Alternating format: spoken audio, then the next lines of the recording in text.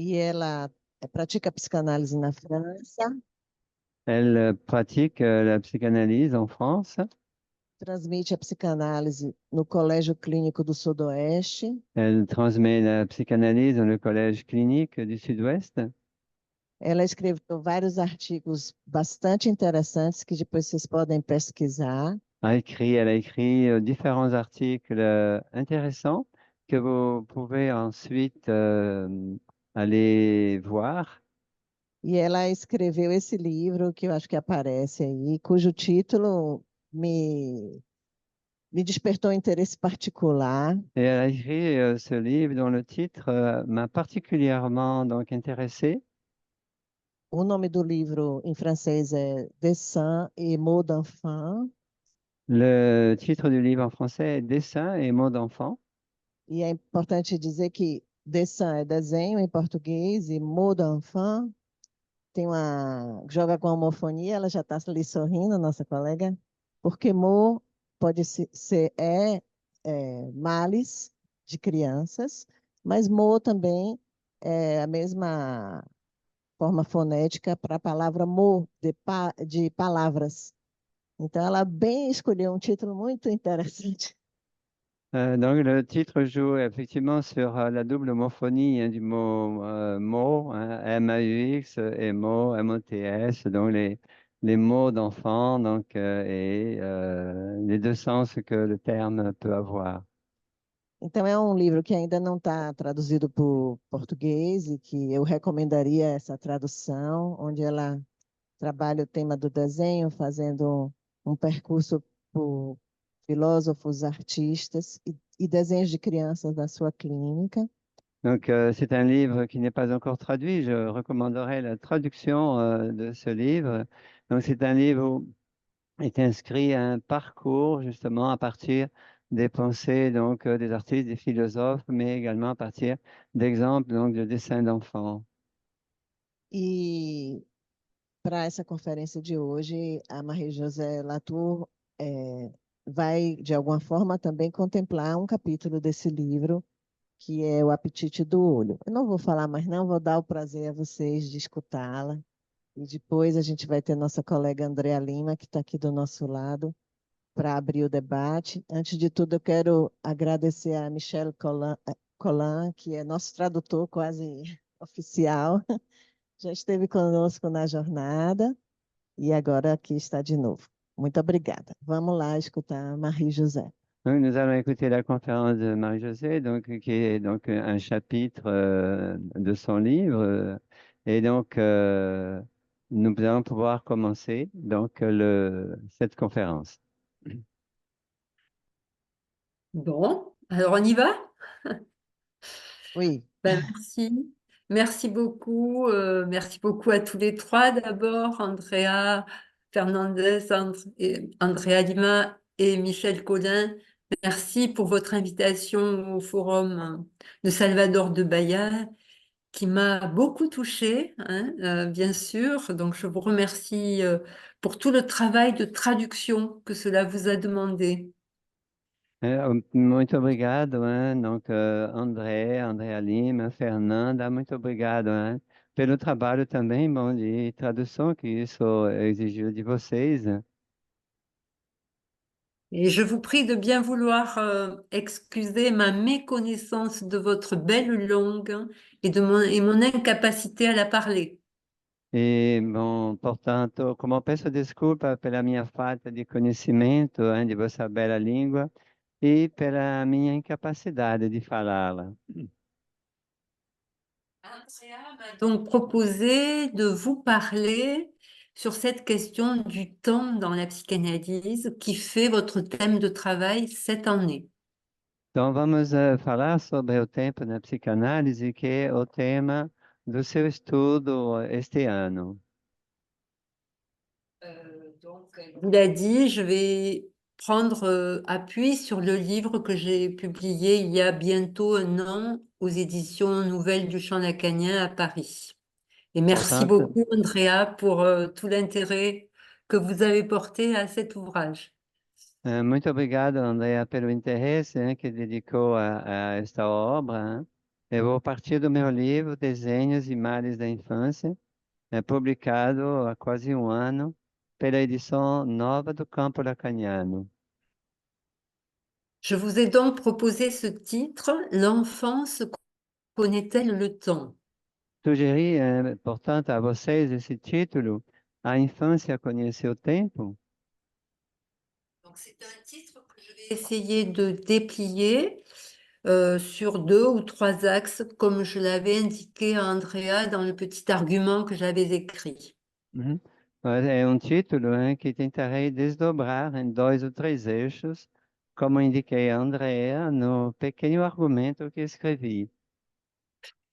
Ce titre est en français un clin d'œil à la fameuse proposition de Freud qui dit que l'inconscient ne connaît pas le temps. Esse título é, em francês, uma alusão à famosa proposição de Freud, que diz que o inconsciente não conhece o tempo. Je ne l'ai pas écrit ça, mais juste, c'est une thèse qu'il soutient déjà dans l'esquisse en 1895 et qu'il reprendra en 1930, enfin qu'il dépliera dans le texte sur l'inconscient et qu'il reprendra en 1933 dans les nouvelles conférences sur la psychanalyse.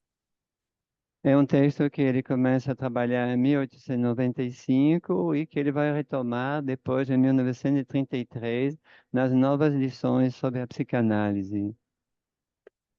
Du coup, c'est un titre qui va à contre-courant du discours ambiant qui situe l'enfance dans une chronologie comme une période de la vie.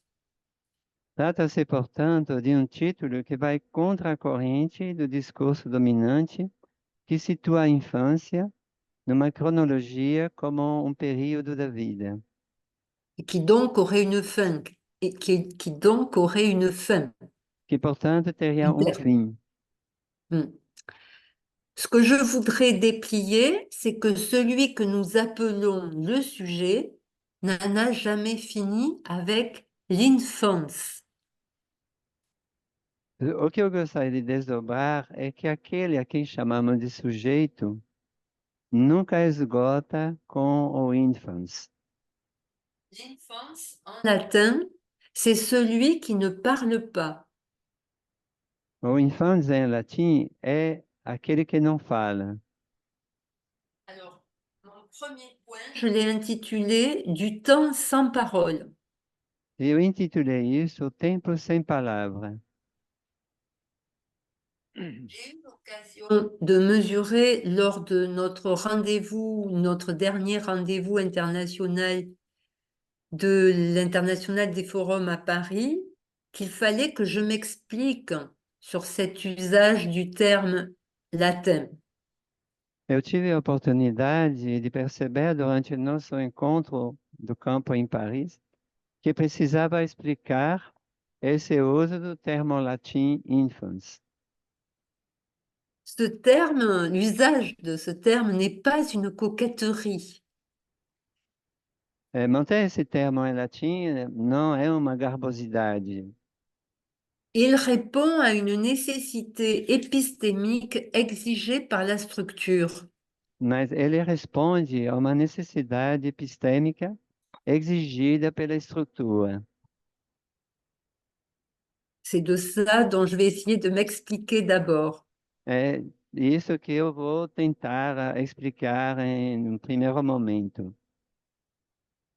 Alors, tout d'abord, indiquer que Lacan utilise ce terme, infance, dans ses premiers textes. Antes de mais, eu gostaria de assinalar que Lacan utiliza esse termo infância nos seus primeiros textos. Dans les écrits, dans le stade du miroir, dans l'agressivité en psychanalyse, il y a un problème, Andrea? Marie-José, s'il Oui. vous plaît, est-ce que vous pouvez parler plus proche du microphone parce qu'il y a des moments que votre voix elle est très bas. Ok, je m'approche. Oui, Là, c'est mieux? oui, C'est mieux là? c'est beaucoup mieux. Merci. Ok. Alors, je disais donc, oui, que Lacan utilise ce terme dans ses premiers textes dans les écrits, notamment, allez-y, Michel. Então, eu estava dizendo, que Lacan utiliza, donc, portanto, esse termo nos seus primeiros textos, nos escritos, Dans le stade du miroir, dans l'agressivité en psychanalyse, no estágio do espelho, no texto também Agressividade em Psicanálise, dans ses premiers séminaires, notamment le séminaire sur le désir et son interprétation, où il e construit também, le graphe du désir. Pardon. pardon, e também nos seus primeiros seminários, no seminário O Desejo e Sua Interpretação, em particular, onde constrói o grafo do desejo. Infans, en latin, c'est donc un mot négatif qui nomme celui qui ne parle pas. Infans, em latim, é, portanto, uma palavra negativa que nomeia alguém que não fala.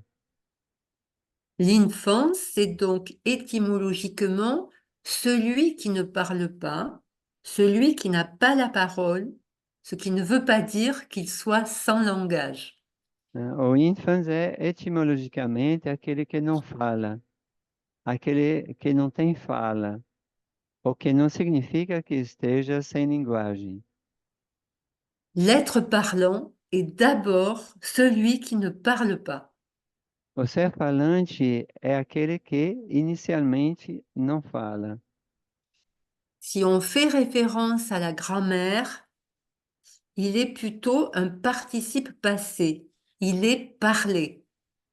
Em termos de tempo gramatical, é antes um participio passado. Ele é falado. Euh, J'y reviendrai tout à l'heure, mais la référence au temps grammatical est une des premières occurrences pour l'enfant. Vamos voltar a falar disso depois, mas a referência ao tempo gramatical é uma das primeiras estruturações da criança. On ne trouve jamais l'être humain séparé du langage et on ne le voit pas davantage en train de l'inventer. Nunca encontramos o ser humano separado da linguagem, nem o vemos tampouco inventá-la. Logiquement, il est donc toujours exagéré de parler de son enfance. Logicamente, é sempre um exagero falar da própria infância. Mon enfance dit paradoxalement ce qu'on ne peut dire sien. A minha infância diz, paradoxalmente, o que não pode ser dito como próprio. De l'enfance, je fais référence à un philosophe contemporain italien, Giorgio Agamben, grand lecteur de Freud et de Lacan, qui dit que de l'enfance, j'en suis radicalement exproprié. Eu sou radicalmente expropriado desde a infância, para usar o termo de Giorgio Agamben, que é um filósofo, grande leitor de Freud e de Lacan. L'enfance, donc, est toujours déjà perdue quand je peux en parler. A infância sempre já está perdida quando eu posso falar sobre ela. En français, mais je crois qu'en portugais aussi, la langue conserve le terme d'enfance au-delà de l'appropriation de la parole. Em francês, e parece que em português também, a língua mantém o termo infância para além da apropriação da fala. L'enfant qui parle, ce qui littéralement est une contradiction, demeure un enfant. A criança que fala, o que é literalmente uma contradição, continua a ser uma criança. Alors, je vais faire maintenant référence à Saint Augustin, Vamos agora fazer uma referência a Santo Agostinho, qui est un grand philosophe occidental auquel Lacan se réfère du début à la fin de son enseignement. É um grande filósofo ocidental, ao qual Lacan se refere do início até o fim dos seus ensinamentos. Dans le premier livre de ses confessions, qu'il intitule La mémoire des commencements, Saint Augustin n'en finit. Oui, allez-y, allez-y. No primeiro livro das suas confissões, paradoxalmente intitulado A Memória dos Começos, Saint Augustin n'en finit pas de revenir sur ce temps dont la mémoire ne garde aucune trace. Santo Agostinho não para de regressar a este tempo do qual a memória, escreve ele, não guarda vestígios. Donc c'est un refrain dans ce livre, l'infantia est ce temps que nous ne connaissons que par ouï-dire. Então, é um verdadeiro refrão desse primeiro livro. Infância é esse tempo que só conhecemos por ouvir dizer. Alors ça, je ne l'ai pas écrit. C'est une sorte de temps zéro. É um Euh, tempo, uma espécie de tempo zero, autour duquel va tourner le temps. em torno do qual vai girar o tempo. C'est ce que Freud appelle Zeitlos en É o, allemand. é o que Freud chama Zeitgeist, desculpa, não sei se eu pronuncio bem, em Si, alemão. si, oui. Euh, qui est souvent traduit par intemporel. Que muitas vezes é traduzido atemporal. Ouais. Mais que je préférerais, moi, me traduire par privé de temps, Eu temporalité, poderia privé de traduzir temporalité. privado de tempo. Alors, à propos de la naissance, à propos de la naissance à la vie, Saint-Augustin écrit qu'il n'en a aucun souvenir. A propósito do nascimento para a vida, Santo Agostinho escreve que não tem memória dele. De ce qu'il en était de lui au tout début, il ne s'en souvient pas. Não se lembra de como foi o seu início. Il s'interroge sur cette période de vie précédant son enfance dont il a entendu parler, mais dont il n'a aucune mémoire. Interroga-se sobre o período de vida anterior à sua infância, de que ouviu falar, mas de que não se lembra. Alors évidemment, Saint-Augustin n'est pas psychanalyste. De fato, claro que Santo Agostinho não é um psicanalista. Il ne lui reste donc plus qu'à louer Dieu pour ses commencements et sa première enfance dont il n'a pas souvenance. Então, a única coisa que lhe resta é louvar a Deus pelos seus começos e pela sua primeira infância, da qual não se lembra. Alors, pour conclure ce premier paragraphe, ce premier point, je dirais, un qui ne parle pas tombe dans le monde des parlants. Para concluir esse primeiro ponto, esse primeiro parágrafo, poderíamos dizer: um não falante cai no mundo dos falantes. De cette chute, qui est un temps logique plus que chronologique, l'enfance doit pouvoir en revenir, trouver quelque chose à y redire. A partir desta queda, um tempo lógico e não cronológico, o infans deve ser capaz de voltar dele, encontrar algo a dizer sobre ele. C'est le temps de l'après-coup. É a hora do a posteriori, do só depois. Cher à Freud. Né? Um conceito querido para Freud. Alors, j'en viens à mon deuxième point que j'ai appelé deux temps, deux du chiffre 2. Portanto, vamos passar ao segundo ponto, 2, da cifra do número 2. Avant de commencer à nommer, les enfants montrent du doigt. Antes de começar a nomear, as crianças apontam. Les psychologues nomment pointage ce que les linguistes appellent activité déictique. Os psicólogos chamam de apontar o que os linguistas chamam de atividade deítica. Je fais un petit détour, mais qui me semble important, hein. Nós vamos fazer uma pequena volta, mas que tem todo um sentido. En langue grecque ancienne, la racine de la déixis présente deux formes. No grego antigo, a raiz de deixes tem duas formas. Autour de la première forme, déique, Em torno da primeira forma, deic, est construit le monde du montrer, de l'enseigner, du didactique. constrói-se o mundo do mostrar, do ensinar e da didática. Le second radical, dic, convoque les notions qui réfèrent à la déité, à la diké, la justice. E o segundo radical, dic, convoca as noções que se referem a dique, justiça. D'après les linguistes et les philosophes, c'est de ce pointage accusateur que dérive la forme latine dicere, dire. Segundo linguistas e filósofos, é desse apontar acusatório que deriva a forma latina dicere, dizer.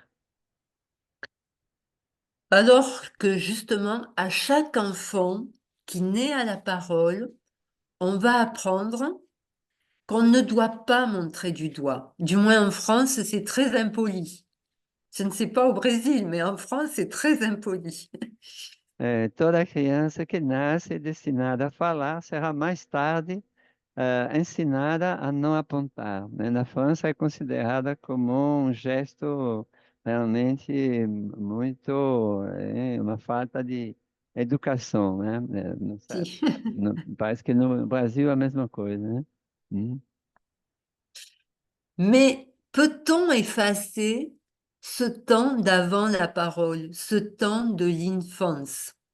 Mas será que podemos apagar esse tempo antes da fala, esse tempo do infans? Il me semble que cette part indomesticable est celle qui est à l'œuvre dans le symptôme. Parece-me que essa parte indomesticável é ela que atua no sintoma. Il y a donc un temps d'avant la grammaire. Há então um tempo anterior à gramática. C'est ce temps où la chose que l'infance montre du doigt est encore hors de portée du nom. Um tempo em que a coisa para a qual o infans aponta está ainda fora do alcance do nome. Quel qu'il soit, le nom d'une chose est toujours postérieur à la chose à laquelle il fait signe. Seja o que for, o nome de uma coisa é sempre posterior à coisa a que se refere. Et à la fois, le mot et la chose sont inéluctablement contemporains. E, ao mesmo tempo, a palavra e a coisa são inelutavelmente contemporâneas. Donc l'inconscient n'est-il pas le souvenir? Oui, Andrea? Marie-Josée, Oui. vous pouvez répéter parce qu'on n'a pas écouté votre voix. Ah, Ouais, d'accord, je répète. S'il vous plaît. À partir d'où, Andrea? Il y a donc un temps d'avant la grammaire? Oui, vous avez arrêté. Não será Alors, je inconsciente. relis ce passage. Il y a donc un temps d'avant la grammaire, Oui, oui, c'est bon là. Oui. ce temps où la chose que l'infance montre du doigt est encore hors de portée du nom, de la nomination. Há então um tempo anterior à gramática, um tempo em que a coisa para a qual o ínfans aponta está ainda fora do alcance do nome. Quel qu'il soit, le nom d'une chose est toujours postérieur à la chose à laquelle il fait signe. Seja o que for, o nome de uma coisa é sempre posterior à coisa a que se refere. Et à la fois, en même temps, le mot et la chose sont inéluctablement contemporains. E, ao mesmo tempo, a palavra e a coisa são inelutavelmente contemporâneas. Ce qui me fait proposer que l'inconscient pourrait être le souvenir ou la mémoire de cette défaillance première de la parole qui fera le mystère d'un phrasé de départ. Né? E, portanto, isso me faz supor, me perguntar se não será o inconsciente a lembrança ou a memória dessa falha inicial de fala que criará o mistério de um fraseio inicial. Alors, je vais dire un petit quelque chose que je n'ai pas écrit parce que je travaillais il y a 2 jours avec des collègues d'un cartel sur qu'est-ce qu'un bébé pour la psychanalyse. Alguma coisa que você ha dito, né, que não está no texto, né, Maria-José trabalhou com os colegas há 2 dias, né, num cartel sobre o que é o bebê para a psicanálise. Avec entre autres Béatrice Schneiderman, qui est du Forum de São Paulo et qui doit être connectée, j'ai pas pu le voir, mais que je salue au passage. E donc, ela gostaria de saudar a Beatriz Schneiderman, que é do Fórum de São Paulo, né, e que participou, hein, desse cartel. Oui. Donc, on relisait un texte de Lacan de 1966 où il répondait à l'invitation de pédiatres, donc de gens, de médecins qui s'occupent des enfants. Estávamos trabalhando sobre um texto de 1936, C'est ça, 56, oui, 66. no qual ele respondia a como solicitações de pediatras, né, sobre a questão da criança. Et il rappelle, donc dans ce texte, qu'il n'y a pas un inconscient parce qu'il y aurait un désir euh, levé des profondeurs, Ele diz mais, que não há inconsciente, já que não há realmente um desejo vindo realmente da profundeza do ser, mais bien au contraire, il y a un désir parce qu'il y a de l'inconscient, mas que há um desejo, hein, porque há um inconsciente. c'est-à-dire, je cite toujours Lacan, du langage qui échappe au sujet dans sa structure et ses effets. A saber, como citando ainda Lacan, como linguagem que escapa ao sujeito na sua estrutura e nos seus efeitos. Donc, dans chaque sujet, il y a toujours, je reprends mon texte, hein, Michel, Uhum. dans chaque sujet, il y a toujours la marque de cette infancia. Em cada sujeito, portanto, retomando o texto, há sempre a marca dessa infância. Donc, finalement, l'enfance est ce temps où l'on ne sait pas ce que c'est que l'enfance. Então, finalmente, a infância é o momento em que não sabemos o que é a infância, Faute de mots pour en parler. né? Por falta de palavras para falar sobre isso. Donc, ce que je voudrais, ce sur quoi je voudrais insister finalement, avec Freud et Lacan, c'est sur ce qui a le plus étroit rapport avec ce qu'il en est de la psychanalyse aujourd'hui. O que eu gostaria de insistir é justamente em relação com Freud e Lacan, o que é o cerne da psicanálise nos dias de hoje. Apprendre quelque peu de ce temps où l'enfant ne parle pas encore. Aprender algo desse tempo em que a criança ainda não fala.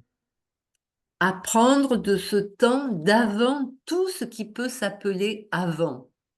Aprender desse tempo anterior a tudo que se pode chamar de anterior. Qui est la formulation de Saint Augustin. É a própria formulação de Santo Agostinho. Apprendre donc de ce que l'on ne peut pas savoir.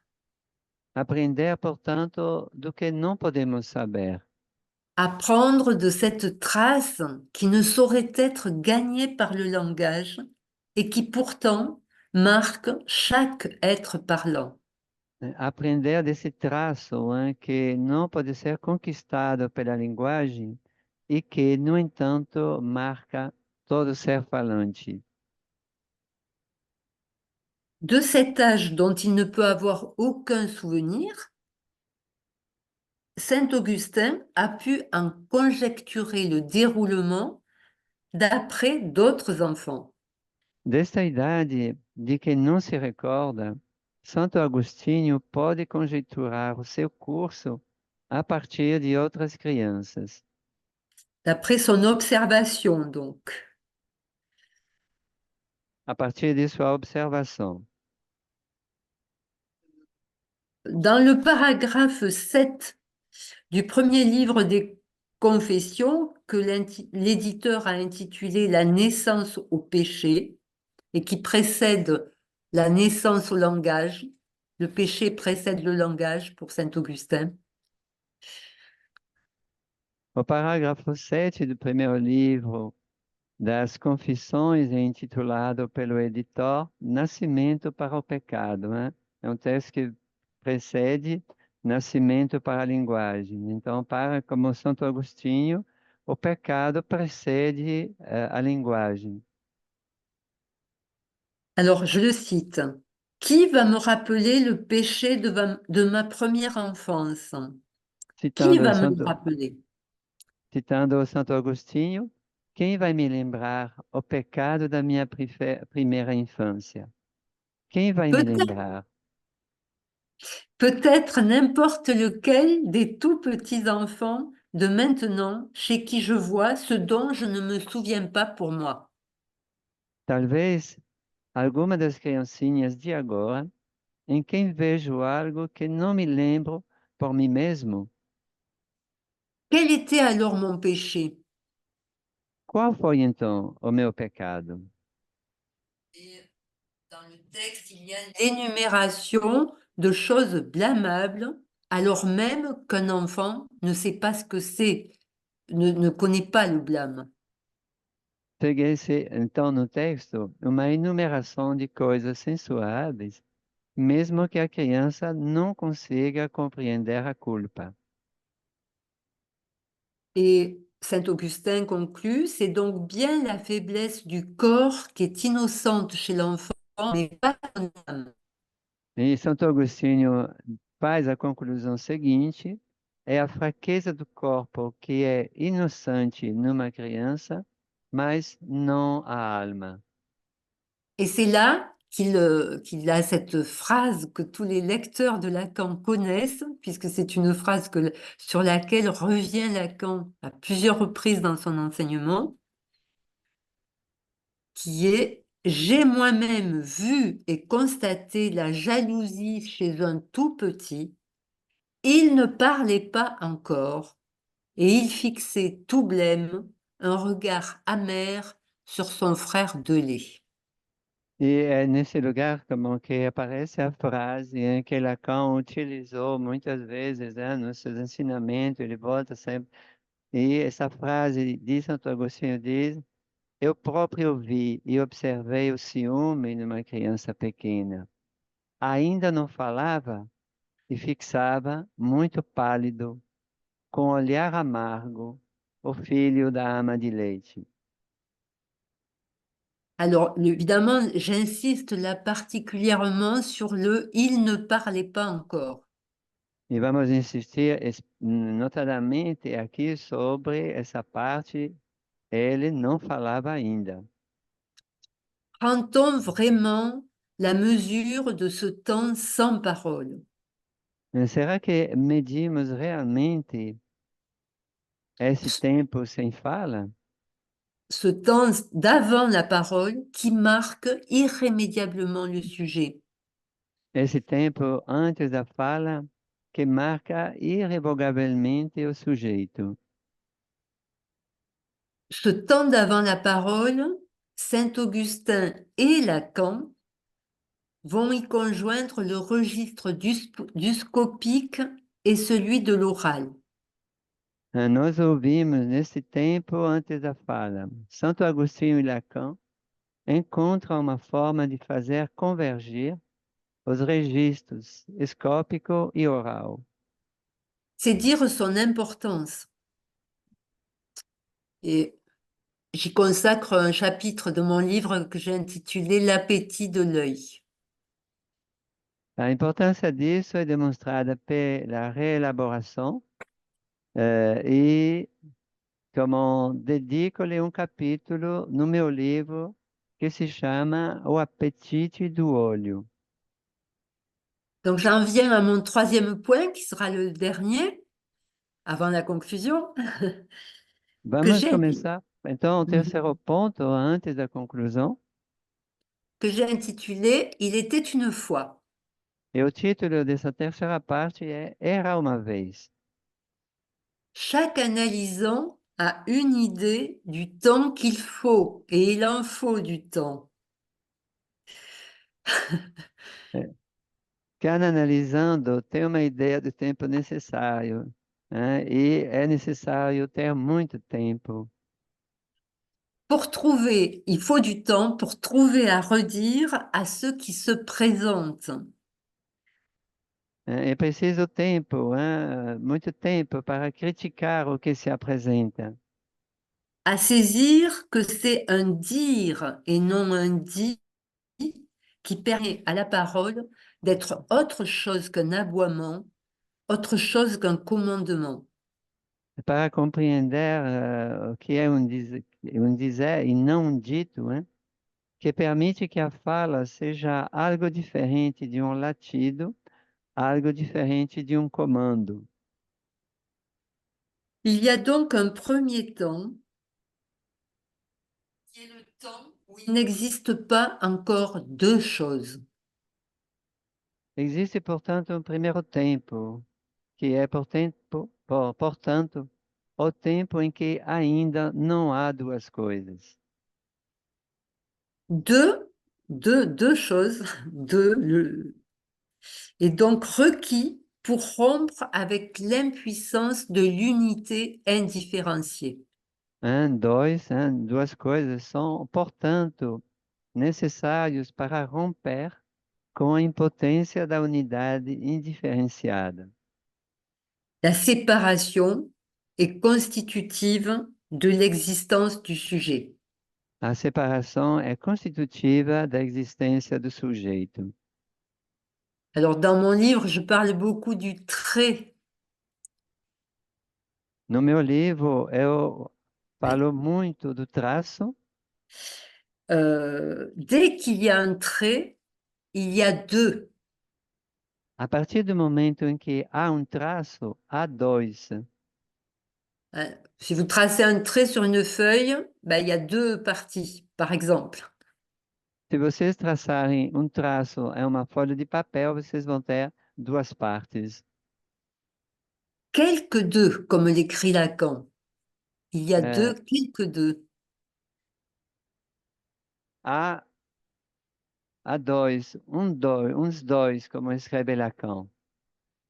Soit un sujet. Em outras palavras, um sujeito. Sans ce deux-là, il serait bien difficile pour le sujet d'accéder à la représentation et à construire un récit ordonné temporellement. Sem esses dois, será muito difícil para o sujeito acessar a representação e construir uma narrativa temporalmente ordenada. C'est toujours surprenant d'entendre des enfants user du passé simple alors qu'ils n'en ont pas encore appris la conjugaison. É sempre surpreendente ouvir crianças usarem o pretérito perfeito simples, quando ainda não aprenderam a conjugá-lo. Les terminaisons, bien sûr, sont approximatives et fautives. As terminações, de fato, são aproximadas e um tanto defeituosas, Mais elles sont propices à évoquer ce temps sans temporalité que les anciens nommaient aoriste. mas elas são muito propícias a evocar esse tempo sem temporalidade que os antigos nomeavam auristo. L'aoriste, c'est un temps de l'événement hors de la personne du narrateur. O auristo é um tempo do acontecimento fora da pessoa de um narrador. Aoriste, je crois que ça veut dire en grec non borné, non délimité. Parece-me que em grego a palavra aoristo, quer dizer não limitado. C'est le temps ancestral qui hante le contemporain. É o tempo ancestral que habita o contemporâneo.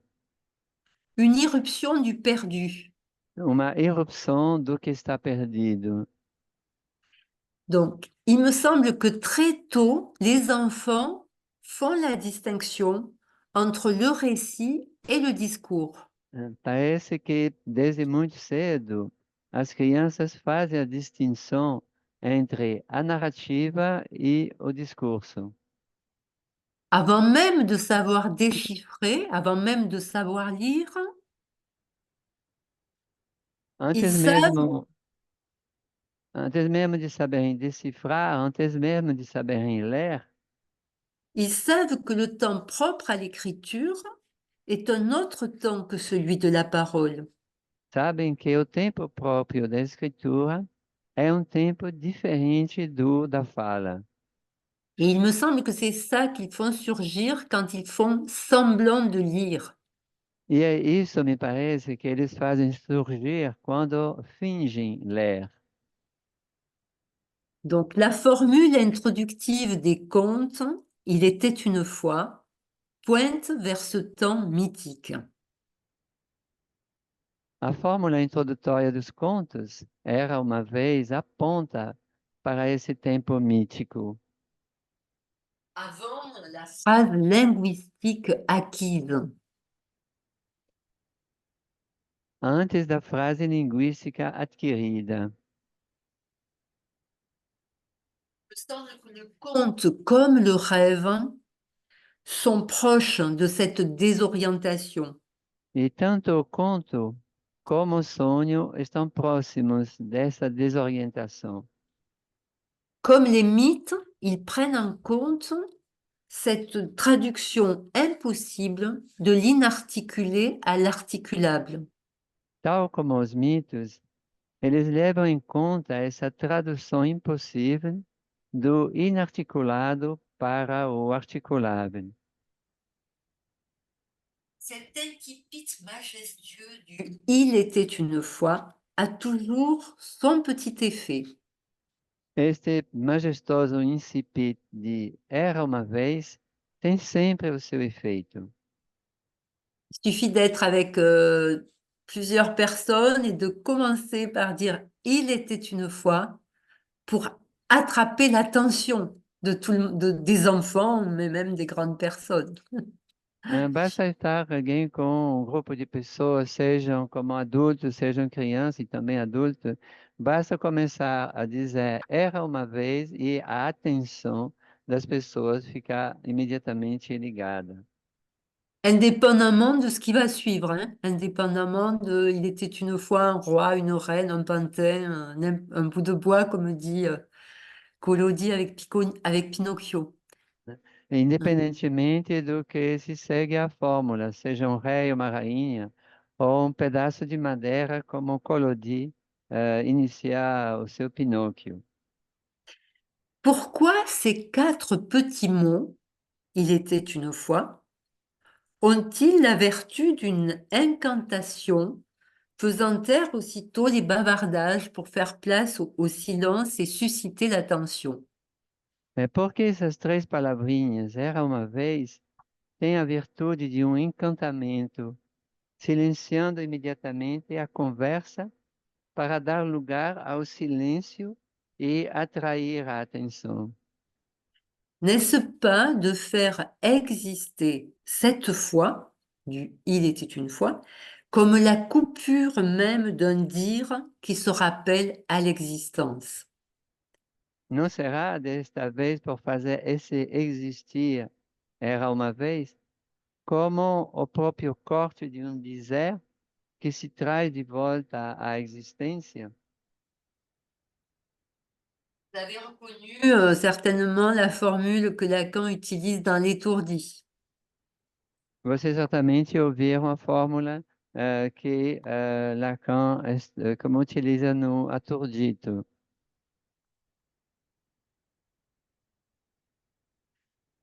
Euh, c'est c'est mon micro à moi qui marche pas? Non, allô? Ça marche bien. Ça marche Oui, bien. oui, ça Alors marche bien. apparemment, il y a quelqu'un qui a un micro défaillant, si je comprends bien. Oh, une minute. Oui, mais vous pouvez continuer. Ça marche Ok, bien pour nous ici. ok. Donc, cette fois, comme la coupure même d'un dire qui se rappelle à l'existence. Le dire, c'est autre chose que les dits. O dizer, como, não, isso forma o próprio corte de um dizer que se traz de volta à existência. O dizer é outra coisa que os ditos. Il était une fois est un dit, bien sûr. Era uma vez é um dito, claro. Mais cette conjugaison de l'imparfait avec le un porte ce décompte dans une autre perspective que celle du foisonnement des dits. Mas esta conjugação do imperfeito com o leva a esta dedução numa perspectiva diferente dada a proliferação dos ditos.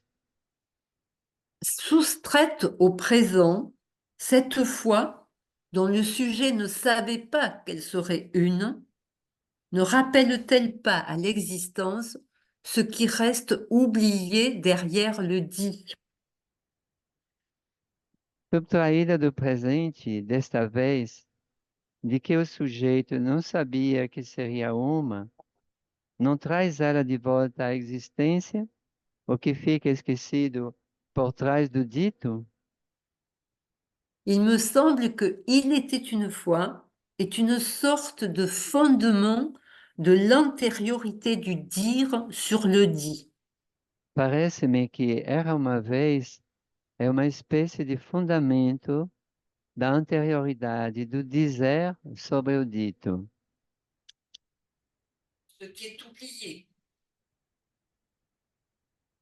C'est ça qui est oublié. Hein? Marie-José, Oui. là, on n'a pas écouté. Vous pouvez répéter Alors, ce qui il reste était... oublié là. Là, vous m'entendez? Non, non, pas encore.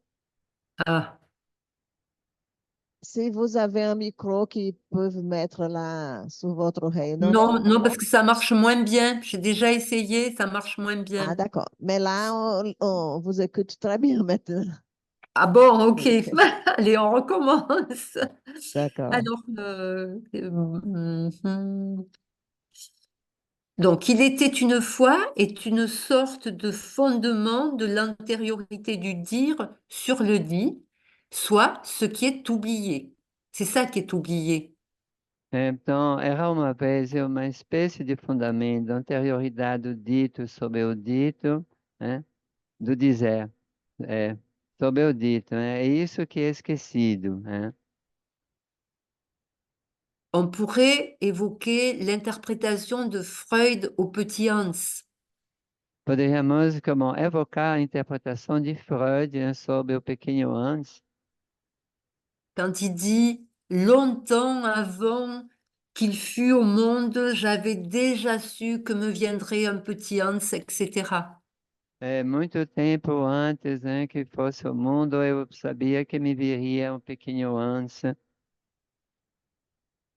Alors, Rainer Maria Rilke, le poète allemand, le disait encore autrement dans la 9e de ses élégies. Rainer Maria Rilke, o poeta alemão, dizia de outra forma, na nona das suas elegias, Une fois chaque chose, une fois seulement, une fois et pas plus, et nous aussi, une fois, jamais plus. tudo uma vez, apenas uma vez e não mais. E nós também uma vez, nunca mais. Le poème Nevermore. Nevermore, oui. Le poème d'Edgar Poe, The Raven, commence par Once Upon et se clôt par Nevermore, une fois, jamais plus. O poema de Edgar Poe, The Raven,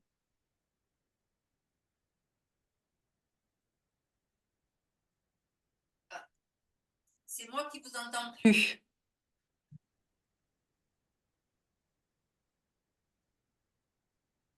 Tá sem som. O microfone está sem som. Une minute.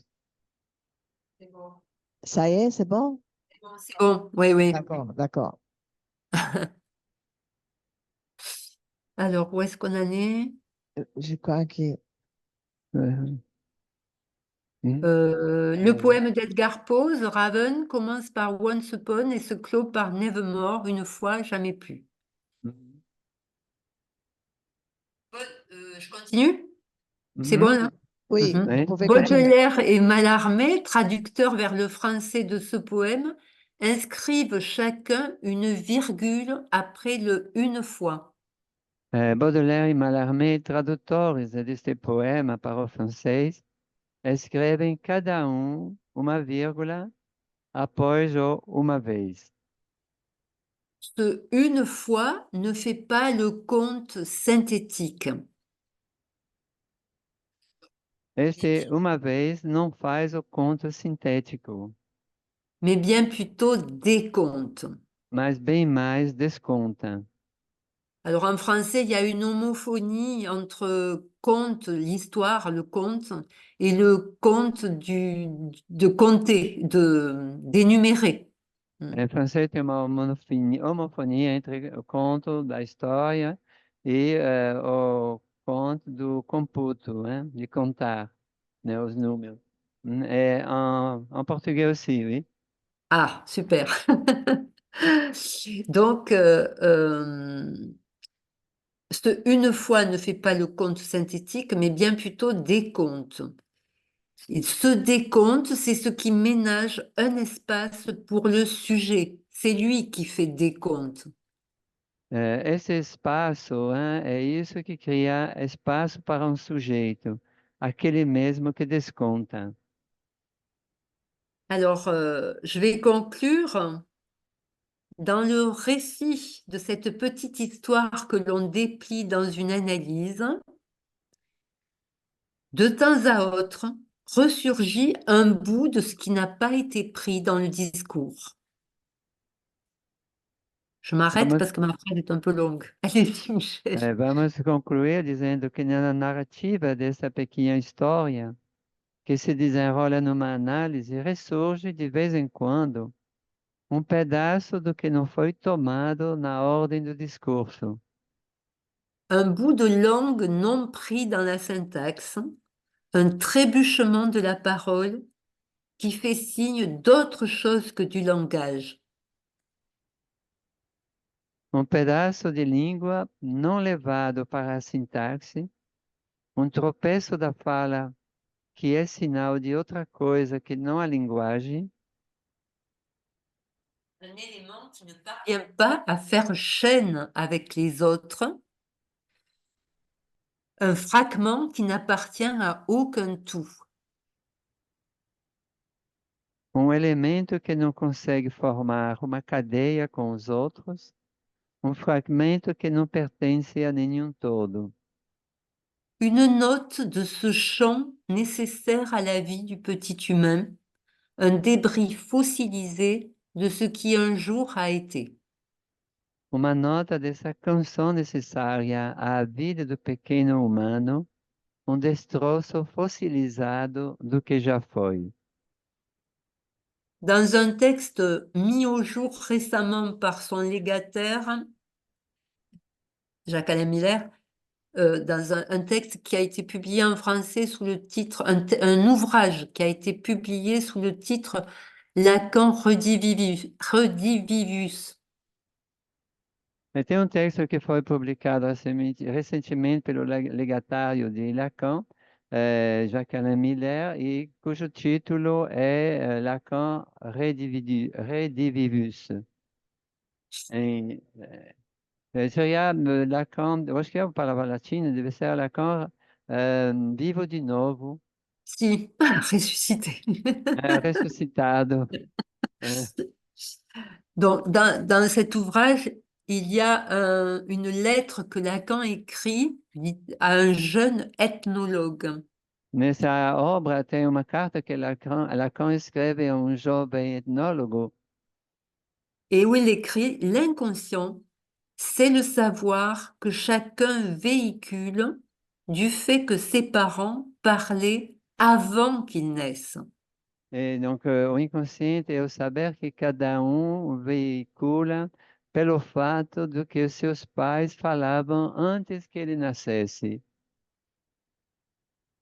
Ces fragments, donc. É, Oui, vas-y, allez-y. ok. Oui, vous pouvez continuer. C'est chez nous ici on voit votre image que dans l'ordinateur. Mais on continue, Ah. s'il vous plaît. Ces fragments, donc, n'ont rien à faire avec le dictionnaire. Ces sons disjoints du sens, c'est cette multiplicité de différences, ces perles coriaces touchant au non-verbalisable, Jacques Lacan les a portées au rang de concept. Esses fragmentos que nada têm a ver com o dicionário, esses sons desarticulados do sentido, essa multiplicidade de diferenças, essas pérolas teimosas que tocam o não verbalizável, Jacques Lacan elevou-os ao nível de conceito.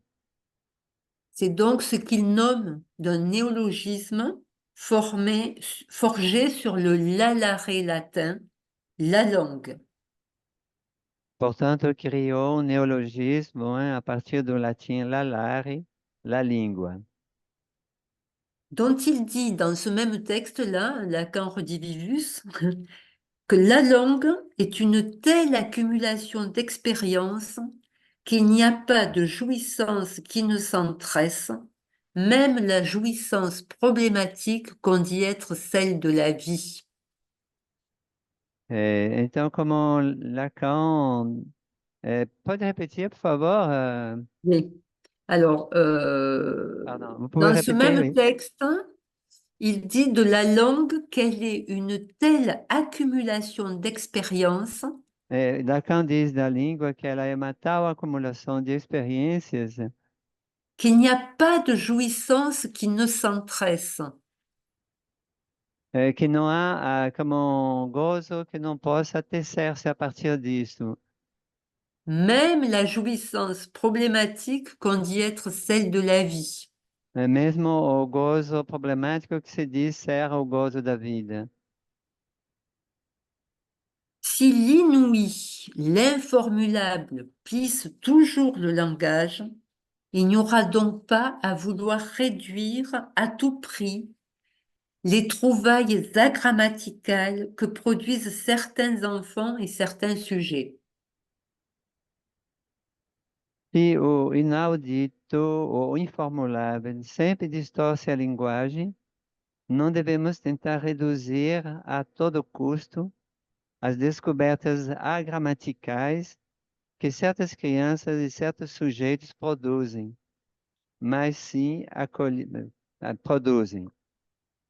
mais plutôt saluer tout balbutiement comme une trace de ce qu'était d'abord non-parole, une sédimentation de ce qui, de l'enfance en nous, demeure. Mas sim acolher cada gaguejo como um traço do que era inicialmente não fala, uma sedimentação do que resta do infans nós. Dans l'enseignement de Freud, Lacan retient comme majeur le fait que l'enfant est là encore et pour toujours dans l'adulte sous les espèces de son désir. No ensino de Freud, Lacan identifica como um ponto importante o fato de que a criança está ainda e para sempre presente no adulto sob a forma do seu desejo. Et il précise que le développement de l'enfant ne fait rien à l'affaire. Le bain du désir est le même où s'ébattent l'enfant et l'adulte. E Lacan esclarece, o momento do desenvolvimento da criança nada tem a ver com isso. O banho do desejo é o mesmo em que criança e adulto brincam. Autant dire donc que le temps dont il est question ici n'est pas celui d'une époque, d'une période de la vie. Assim podemos dizer que não se trata aqui de uma época, de um tempo da vida. Ainsi peut-on dire qu'un sujet n'en a jamais fini avec ce temps de l'enfance, à entendre comme celui de l'enfance, et qu'une psychanalyse peut être l'occasion d'être, pour un sujet, un possible lecteur de l'enfance qu'il a été.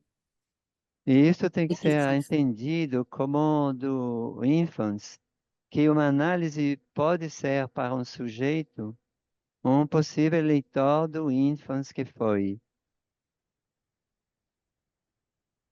Et qu'il reste. Qu'il a été, qu'il E reste. que resta. Uhum. E que continua. Alors, je vous remercie en espérant que toutes ces références à la langue française et à son histoire ne rendent pas incompréhensible dans votre langue ce qui me semble concerner chaque parlant, quel que soit son idiome. Né? Agradeço-lhes e espero que todas essas referências à língua francesa e à sua história não tornem incompreensível na sua língua o que me parece dizer respeito a todos os falantes, qualquer que seja o seu idioma. Alors, en fait, j'ai un post-scriptum, puisque je venais d'envoyer ce texte à Andrea quand je regardais ma bibliothèque et je suis tombée sur un ouvrage Bienvenue de Fernando Pessoa, en plus dans É, une édition bilingue. tem um pequeno postscript, né? Quando eu acabei de enviar o texto dessa intervenção para o Andrea, ao olhar a minha biblioteca, meu olhar recaiu sobre um livro de Fernando Pessoa. Alors déjà, à la rencontre du titre, j'ai souri. Logo, hein, como não sorrir ao ver o título do livro, Passage des heures. Passagem das Horas. Alors, je vais vous dire quelques petits extraits, tout petits, hein. Celui qui écrit, rien ne me retient, je ne m'attache à rien, je n'appartiens à rien. Toutes les sensations s'emparent de moi, mais aucune ne reste. Toutes les époques m'appartiennent un instant. Toutes les âmes, un moment, ont trouvé leur place en moi. Nada me prende, a nada me ligo, a nada pertenço. Todas as sensações me tomam e nenhuma fica. Todas as épocas me pertencem um momento. Todas as almas, um momento, tiveram seu lugar em mim. Donc celui qui écrit ça a d'abord été un enfant. Cet enfant, je le cite, l'enfant du landau qui fait signe de son hocher à grelot à son inconscience lucide. Aquele que escreveu isso foi primeiro, antes de escrever, uma criança. E citando o poeta, eu, a criança no carro, que acena à sua inconsciência lúcida com um colar com guizos. Donc cet enfant cherche, je continue de le citer, à résoudre l'équation de cette inquiétude bavarde, savoir où être pour pouvoir être partout, savoir pour me promener dans toutes les rues, savoir où.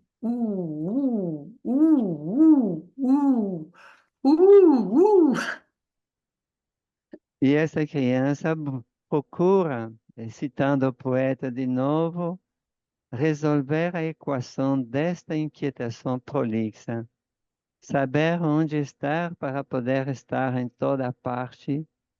Saber onde deitar-me para estar passeando por todas as ruas. Saber onde. Uh. Donc celui-là, dit-il, et il termine en disant, en restant au soleil, l'enfant que j'étais, ignorant celui que je deviendrai.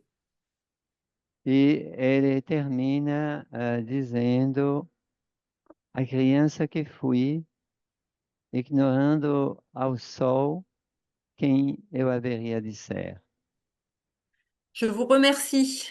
Agradeço muito a sua atenção. E, Marie-José, agradecemos muito Maria-José, nous vous remercions vraiment beaucoup hein, pour ce moment.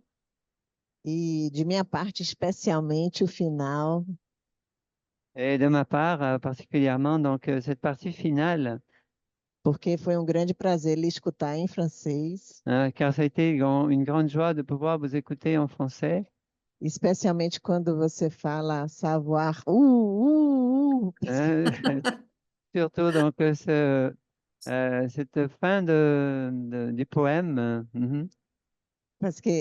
porque em francês o é onde, para quem, né? Então é um jogo de palavras que depois o sentido se perde, mas que no onde, o som permanece e fala de um gozo, né?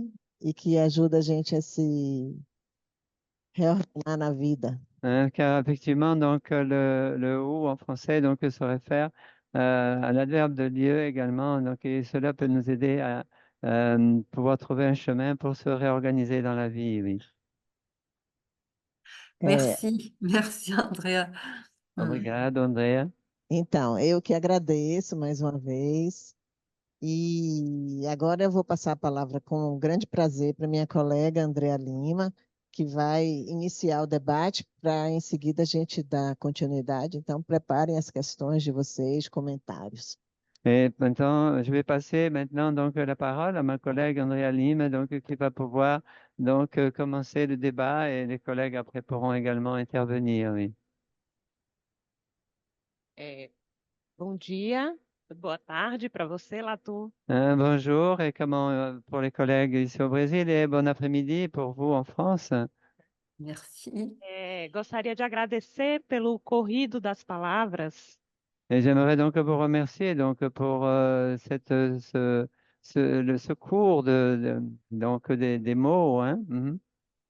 Tive a oportunidade de lhe escutar em Paris, Et j'ai eu l'occasion de vous écouter à Paris e já aí fiquei motivada com vontade de lhe escutar mais. et cela m'a donné envie de pouvoir vous écouter de nouveau, vous écouter une autre fois, d'autres fois. Fiquei encantada com a forma como faz uso das palavras. Et ce qui a attiré mon attention, c'est la façon dont vous usez des paroles, hein. A forma como traz a clínica, La façon comment vous communiquez la clinique e como transmite a psicanálise. et la façon que vous avez de transmettre la psychanalyse.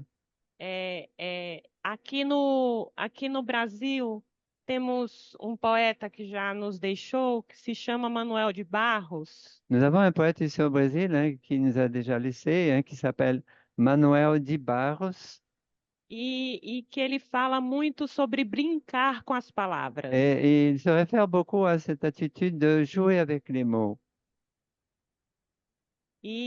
Na medida em que lhe escuto e leio os seus textos, Et dans la mesure où je vous écoute et que je lis vos textes, é, poderia dizer que você sabe brincar com as palavras. je pourrais conclure hein, que vous savez jouer avec les mots. Então, fiz algumas marcações no seu texto J'ai pris quelques références hein, dans votre texte para tentar dar tempo aos colegas para se animarem a fazer perguntas. hein, pour que les collègues puissent avec moi élaborer donc, et pouvoir présenter quelques questions. O seu trabalho já começa com uma questão provocadora. Hein, votre travail commence avec une question qui est une provocation. A infância conhece tempo L'enfance connaît-elle le temps?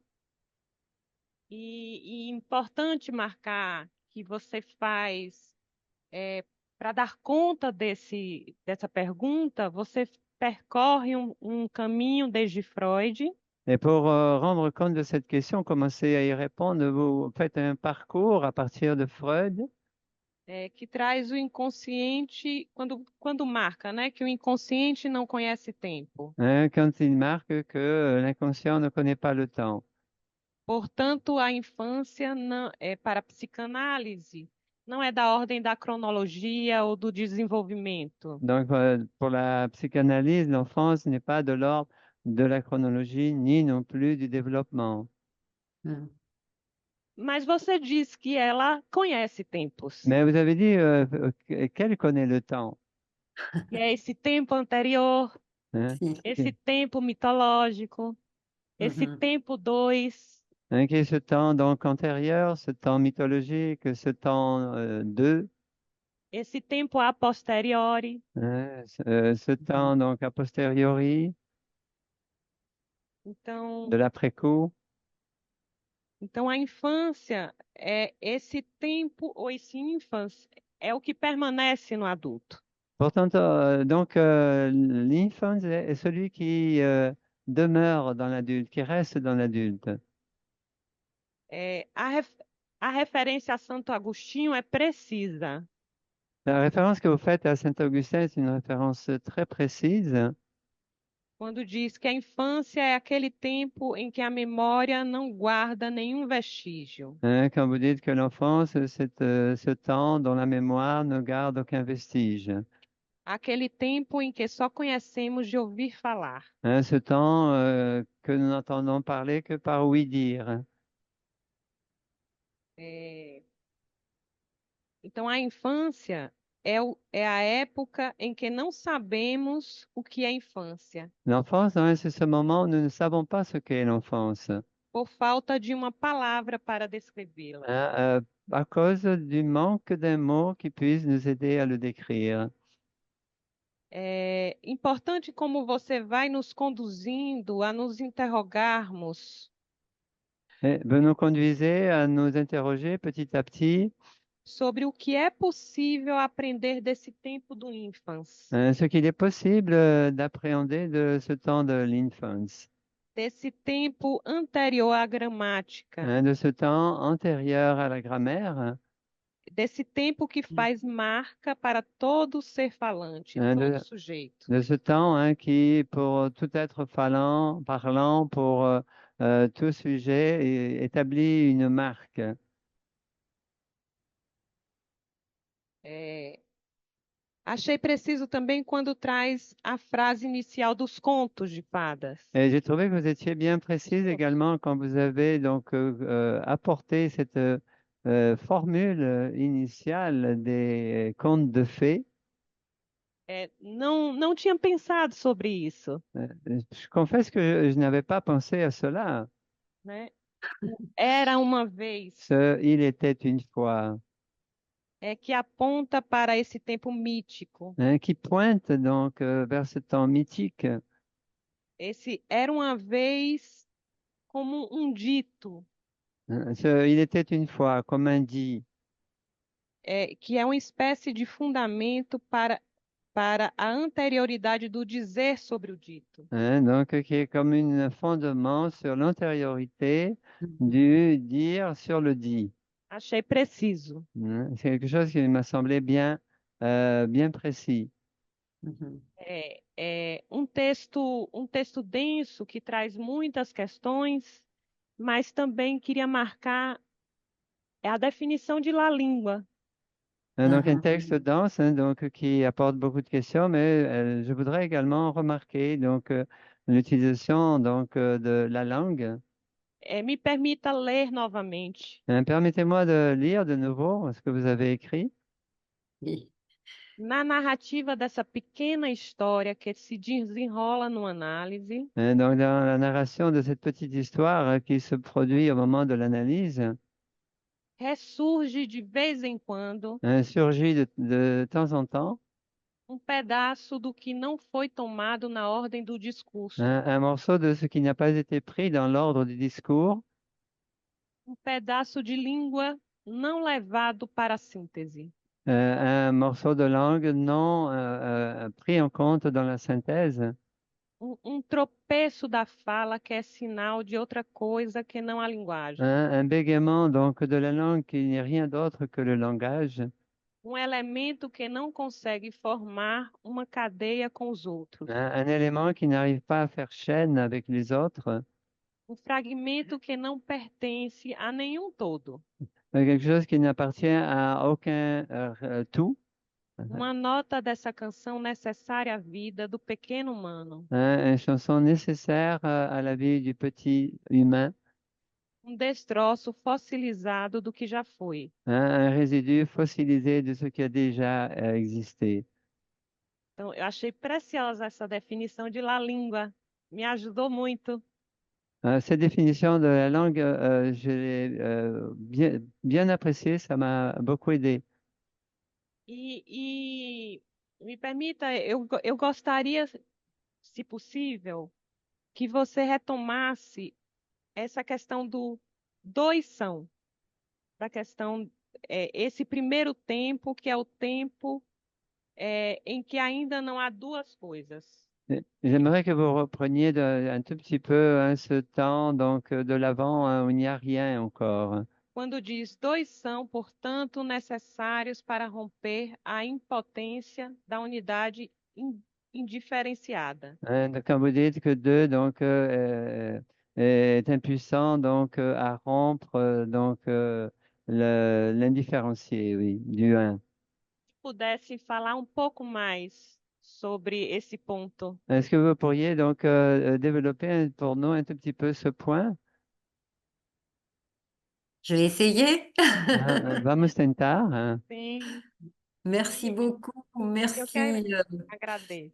Merci aux deux Andrea et merci à Michel, bien sûr, pour la traduction, pour tout ce retour très sympathique. Muito obrigado às duas Andreas, hein, muito obrigado hein, por esse retorno tão simpático. Hein? Alors, dans ce que vous avez repris, Andrea, sur la provocation, j'ai bien aimé que vous ayez entendu ça comme une provocation, ma question, mon titre. Eu gostei muito que você, Andrea, tenha compreendido minha pergunta título como uma provocação. Parce qu'en effet, ce n'est pas l'air du temps. Porque, de fato, não é, vamos dizer, o que se faz habitualmente. Même pour certains psychanalystes. Mesmo para como certos psicanalistas, né? qui ont, comment dire,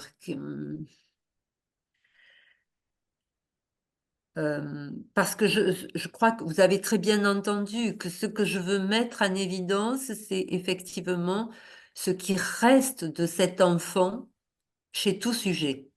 Vocês entenderam bem como o que resta de cada criança em qualquer sujeito.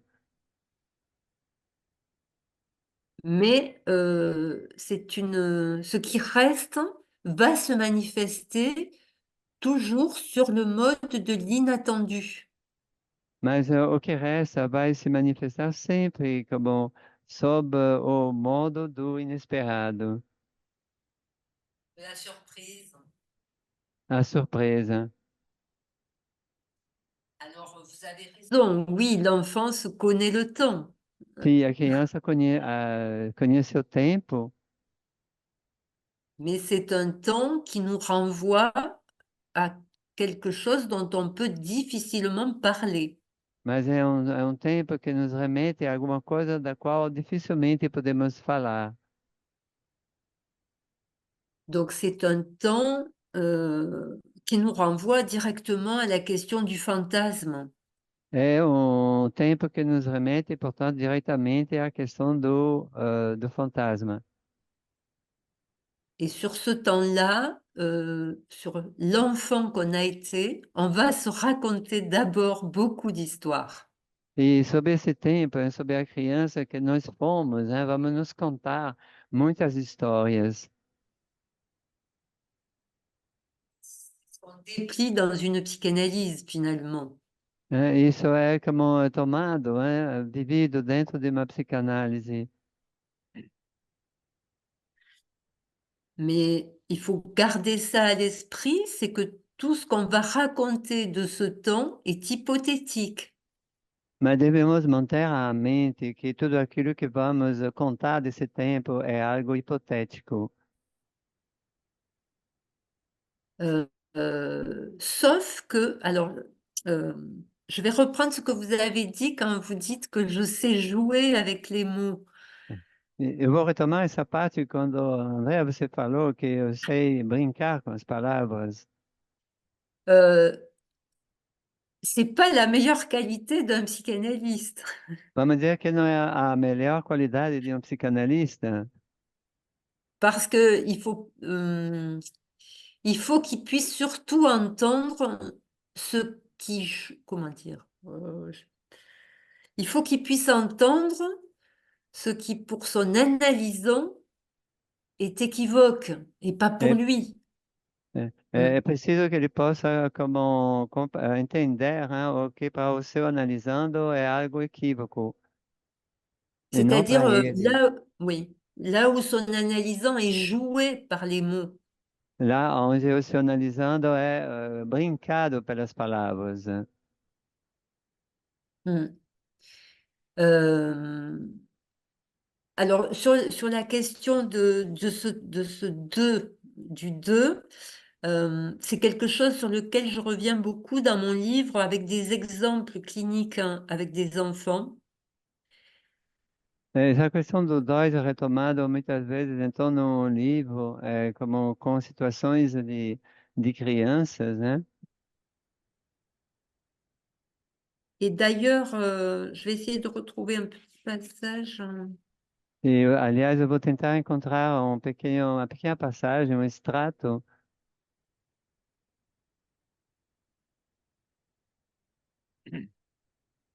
Alors, je vais brièvement, c'est un enfant qui n'a jamais fait de dessin, ne s'est jamais représenté, ni n'a jamais représenté quoi que ce soit, d'ailleurs. É uma criança que nunca fez desenhos, né? Que nunca se representou a si mesma, nem representou qualquer coisa que seja. Et je pense que pour accéder à la représentation, il faut pouvoir avoir accès à ce deux. E parece-me que para poder ter acesso à representação, precisa ter acesso a esses dois. Et j'emprunte à Pessoa, encore lui, Eu tomo de empréstimo a Fernando Pessoa, de novo ele, un petit quatrain où il dit ceci, Uma pequena l'enfant poesia. l'enfant jouait avec une petite charrette, Ou a criança brincava, com uma pequena carreta, il se sentit jouer ele se sentiu brincar et s'exclama, je suis deux. exclamou-se: Eu sou dois. Parce que pour se sentir, il faut bien être deux. Hein. Je me sentis, ça dit bien qu'il y a le je et l'autre. Porque como no uso do verbo pronominal, o, mi, eu, mi, há realmente essa percepção do dois. Est-ce qu'en portugais ça marche, ça? Funciona em português? Uhum. Oui, Oui, ça marche aussi, oui. ça marche Mhm. aussi. Ouais, D'accord, d'accord. ouais. Ce sont de toutes petites choses, mais qui sont très importantes dans la clinique. São coisas muito pequenas, mas que são muito importantes na clínica. Voilà ce que je peux vous dire. É o que eu posso como comentar. Uhum. Então, muito obrigada. Merci beaucoup. E um agradecimento especial a Marie-José Latour Un remerciement tout particulier à Marie-Josée Latour pelo interesse, pela cordialidade. pour donc cette capacité d'intéresser donc tout le public pour cette cordialité E pelo texto sempre interessante que ela tem, a forma de transmitir a psicanálise. et donc pour cette façon donc de travailler donc dans le texte toute cette transversalité qui y est E de transmitir a psicanálise. et de transmettre surtout la psychanalyse. Foi Ben, uma merci boa beaucoup. manhã de sábado. C'était donc une excellente matinée de samedi. Ben, je vous remercie infiniment à tous ceux qui ont posé des questions, qui sont intervenus, à vous, Andrea, pour l'invitation, à vous, Andrea, pour votre relecture, et à vous, Michel, évidemment, pour tout ce travail impromptu de traduction.